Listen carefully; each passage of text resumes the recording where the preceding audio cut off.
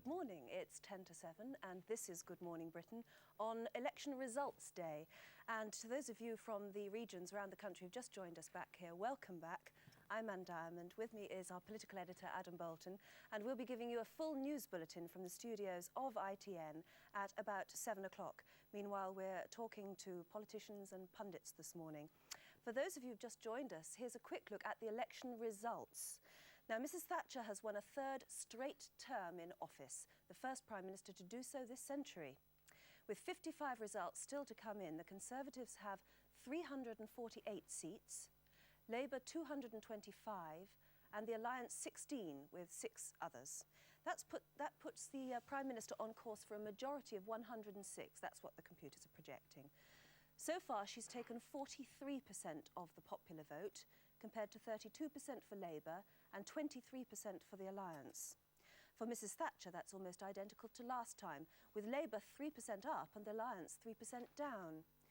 New faces in the Commons include Ken Livingstone, former leader of the Greater London Council, and David Blunkett, who's leader of Sheffield Council.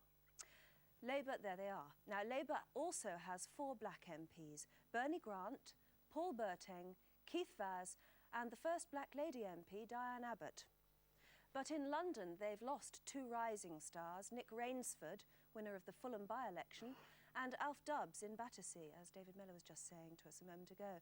The Alliance have lost Roy Jenkins, Clement Freud, Ian Wrigglesworth, and Michael Meadowcroft, while Shirley Williams and Bill Rogers have failed to get back in the House. That now leaves the original gang of 4 who formed the SDP to a gang of 1, and that's Dr David Owen. In a moment, we'll be talking to Ken Livingstone, who's now well on his way to Westminster as MP for Brent East. But first, let's go over to Geoff Meade, who is at Ealing, where Neil Kinnock lives this morning. Let's see what's happening there. Over to you, Geoff. Good morning, Anne. I hope it's nice and warm in the studio. It's very cold here and there's a mist rolling in suddenly. Perhaps somebody up there is trying to tell us something about the result. What have you seen so far? Has Mr Kinnock been about, or is he...? Well, he arrived at about 5 o'clock this morning with his wife after a long drive up from his constituency in South Wales.